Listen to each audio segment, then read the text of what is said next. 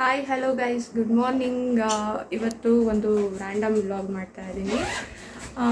ಇವತ್ತು ನನ್ನ ಫ್ರೆಂಡ್ ಪಾಪುದು ನಾಮಕರಣ. ಸೊ ಅದ್ರದ್ದು ಆರ್ಡರ್ ನಮ್ಮ ಸುಷ್ಮಂಗೆ ಇತ್ತು. ಸೊ ಅವಳ ಜೊತೆಲಿ ಹೋಗೋಕ್ಕೆ ಅಂತ ಅಂದ್ಬಿಟ್ಟು ರೆಡಿಯಾಗಿದ್ದೀನಿ. ಆಲ್ಮೋಸ್ಟ್ ಈಗ ಟೈಮ್ 6 ಆಗಿದೆ.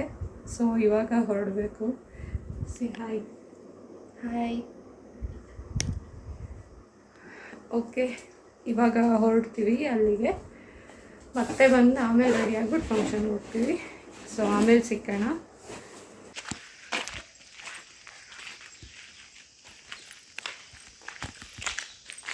ಹೊರಟಿದ್ದೀವಿ ಇಬ್ಬರು ಇವಾಗ ಅವ್ರ ಮನೆಗೆ.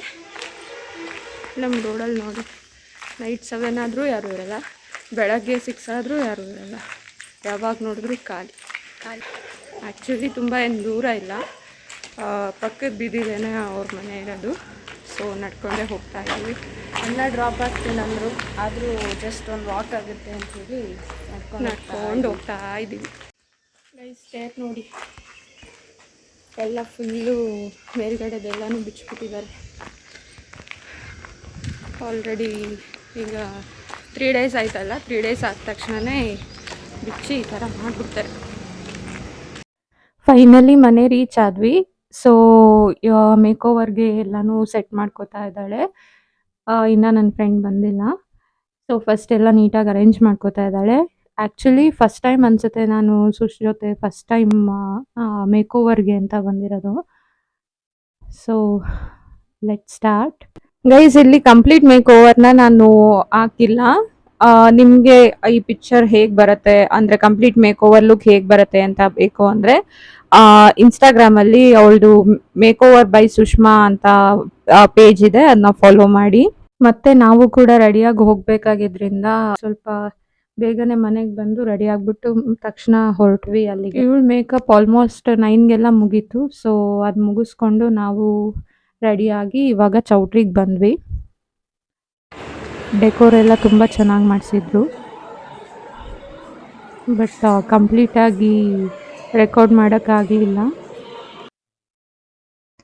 ಸೊ ಶಾಸ್ತ್ರ ಎಲ್ಲ ಮುಗಿದು ಮತ್ತೆ ಬೇಬಿ ವೆಲ್ಕಮ್ ಮತ್ತು ನೇಮ್ ರಿವೀಲಿಂಗ್ ಟೈಮ್ ಆಲ್ಮೋಸ್ಟ್ 11:30 ಆಗಿತ್ತು.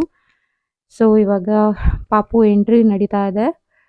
ಆ್ಯಕ್ಚುಲಿ ನಾನು ಚೈತು ಇಬ್ಬರು LKGಯಿಂದನೂ ಫ್ರೆಂಡ್ಸ್ ಗೈಸ್, ಚೈಲ್ಡ್ಹುಡ್ ಫ್ರೆಂಡ್ಸ್ ನಾವಿಬ್ರು. ಈಗ ಅವಳ ಪಾಪು ನಾಮಕರಣ ಅಂದರೆ ನನಗೇನೆ ಆಶ್ಚರ್ಯ ಅನಿಸುತ್ತೆ, ಇಷ್ಟು ದೊಡ್ಡವರಾಗ್ಬಿಟ್ಟು ನಾವು ಅಂತ. ಸೊ ಈಗ ನೇಮ್ ರಿವೀಲಿಂಗ್ ನಡೀತಾ ಇದೆ. ಇದು ನನ್ನ ಫ್ರೆಂಡ್ ಫ್ಯಾಮಿಲಿ. ಗೈಸ್, ನೇಮ್ ಇಲ್ಲಿ ರಿವೀಲ್ ಆಗುತ್ತೆ. ಯಾರ್ಯಾರಿಗೆ ನೇಮ್ ಇಷ್ಟ ಆಯಿತು ಪ್ಲೀಸ್ ಕಮೆಂಟ್ ಮಾಡಿ.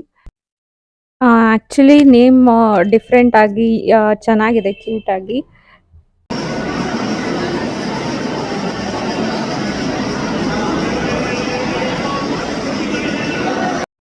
ಪಾಪು ಅಂತೂ ಫುಲ್ ಅಳಕ್ಕೆ ಶುರು ಮಾಡಿಬಿಟ್ಟ, ಯಾಕಂದರೆ ತುಂಬಾ ಸೆಕೆ ಇತ್ತು.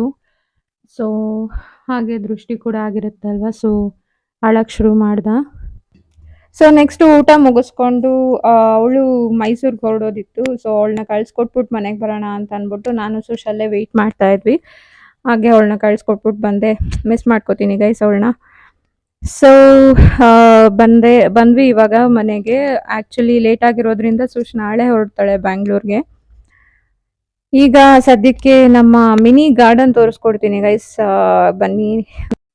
ನಮ್ಮಮ್ಮಂಗೆ ಗಿಡಗಳು ನೆಡೋದು ಅಂತಂದರೆ ತುಂಬ ಇಷ್ಟ. ನನಗೆ ಗಿಡಗಳನ್ನ ನೋಡೋದು ಅಂದರೆ ತುಂಬ ಇಷ್ಟ ಗೈಸ್. ಮೇಂಟೈನ್ ಎಲ್ಲ ಮಾಡೋದು ಅಷ್ಟೊಂದು ನನಗೆ ಪ್ರಾಕ್ಟೀಸ್ ಇಲ್ಲ. ಅಮ್ಮಂಗಂತೂ ಮೊದಲಿಂದನೂ ಇದು ತುಂಬಾ ಇಷ್ಟ. ಯಾವುದೇ ಥರ ಡಿಫ್ರೆಂಟ್ ಆಗಿರೋದು ಸಿಕ್ತು ಅಂತ ಅಂದರೆ ತಂದು ನೆಡೋರು. ಈಗ ಸ್ವಲ್ಪನೇ ಗಿಡಗಳಿದೆ, ತುಂಬ ಜಾಸ್ತಿ ಇಲ್ಲ. ಮುಂಚೆ ಇತ್ತು, ತುಂಬ ಗಿಡಗಳಿತ್ತು ಅವಾಗ. ಏನಕ್ಕೆ ಇವಾಗ ಕಡಿಮೆ ಅಂತ ಅಂದರೆ ಸಿಕ್ಕಾಬಟ್ಟೆ ಕೋತಿಗಳು ಕಾಟ ಗೈಸ್ ನಮ್ಮ ಮನೇಲಿ. ಏನೇ ಹಾಕಿದ್ರೂ ಬಂದು ಕಿತ್ತಾಕ್ತವೆ. ಅದೇನು ಹೊಟ್ಟೆ ಕಿಚ್ಚೋ ಏನೋ ಗೊತ್ತಿಲ್ಲ. ಓಕೆ, ಹಂಗೂ ಬಿಡಲ್ಲ ನಮ್ಮಮ್ಮ. ಹಾಕ್ತೀನಿ, ಇದಾಕ್ತೀನಿ, ಅದಾಕ್ತೀನಿ ಅಂತ ಅಂದ್ಬಿಟ್ಟು ಹಾಕ್ತಾ ಇರ್ತಾರೆ. ಆ್ಯಕ್ಚುಲಿ ಇವತ್ತು ನಾನು ಏನಕ್ಕೆ ಈ ವಿಡಿಯೋ ಮಾಡ್ತಾ ಇದ್ದೀನಿ ಅಂತ ಅಂದರೆ, ನಮ್ಮದು ತೇರಂದು ವ್ಲಾಗ್ ನೋಡಿದರೆ ನಿಮಗೆ ಗೊತ್ತಾಗುತ್ತೆ. ಆವತ್ತು ತೋರಿಸಿದ್ದೆ ಯಾವುದೋ ಒಂದು ಪಕ್ಷಿ ನಮ್ಮ ಗಿಡದಲ್ಲಿ ಗೂಡು ಕಟ್ತಾ ಇದೆ ಅಂತ. ಆ ಪಕ್ಷಿ ಈಗ ಮೊಟ್ಟೆ ಹಾಕಿದೆ ಗೈಸ್, ಅದನ್ನ ತೋರಿಸ್ತೀನಿ ನಿಮಗೆ. ನಾನೇನು ಅದಕ್ಕೆ ಹಾರ್ಮ್ಫುಲ್ ಮಾಡಲ್ಲ. ಜಸ್ಟ್ ದೂರದಿಂದಾನೇ ಝೂಮ್ ಆಗ್ತೀನಿ, ಹಾಗೆ ನೋಡಿ ನೀವು. ನನ್ಗೇನೆ ಭಯ ಆಗುತ್ತೆ ಅದ್ರ ಹತ್ರ ಟಚ್ ಮಾಡ್ಬೇಕು ಅಂತ ಅಂದ್ರೆ. ಅದ್ರ ಅಮ್ಮ ಕಾಯ್ಕೊಂಡೇ ಕೂತಿರುತ್ತೆ ಗೈಸ್, ಇಲ್ಲೇನೆ ನಮ್ಮ ಮನೆ ಮೇಲ್ಗಡೆ ಸುತ್ತಮುತ್ತನೇ ಕೂತಿರುತ್ತೆ. ಅಂಡ್ ಪಾಪ ಅದಕ್ಕೂ ಏನು ಹಾರ್ಮ್ಫುಲ್ ಆಗ್ಬಾರ್ದು ಅಲ್ವಾ, ಸೊ ಅದ್ರ ಹತ್ರ ನಾವು ಜಾಸ್ತಿ ಹೋಗಲ್ಲ.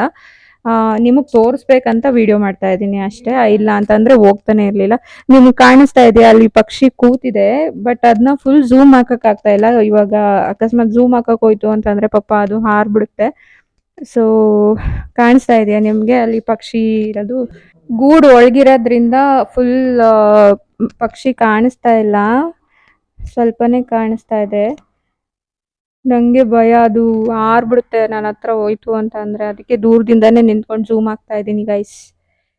ನಿಮ್ಮ ಮನೆಗಳಲ್ಲೂ ಗಿಡ ನೆಟ್ಟಿದ್ದೀರಾ? ಅಂಡ್ ನಿಮ್ಮ ಮನೆಯಲ್ಲೂ ಯಾವ್ದಾದ್ರು ಪಕ್ಷಿ ಈ ತರ ಗೂಡು ಕಟ್ಟಿ ಮೊಟ್ಟೆ ಹಾಕಿರೋದು ಆ ತರ ಎಲ್ಲ ನೋಡಿದೀರಾ ಗೈಸ್ ನೀವು?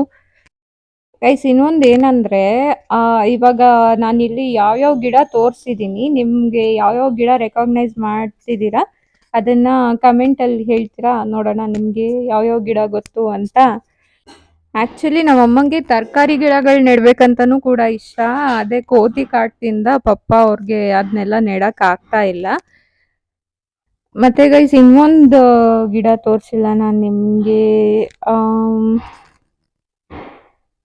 ಅದು ಯಾವ ಗಿಡ ಅಂತ ಗೆಸ್ ಮಾಡಿ ನೋಡೋಣ. ಇದೆ ಗೈಸ್ ಅದು ಸ್ಪೆಷಲ್ ಗಿಡ. ಆಕ್ಚುಲಿ ಮದ್ವೆ ಆಗಿರೋರ್ಗೆ ತುಂಬಾ ಚೆನ್ನಾಗಿ ಗೊತ್ತಿರುತ್ತೆ ಅಂತ ಅನ್ಸುತ್ತೆ.